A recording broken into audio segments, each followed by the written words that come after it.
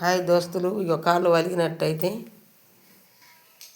ఇగో నీళ్ళల్లో కొంత పసుపు దొడ్డు ఉప్పు వేసి వేడి చేసి అగో కాళ్ళు ఆగబెట్టుకున్న మా ఆయనకు కాళ్ళు బాగా వలిగినాయి.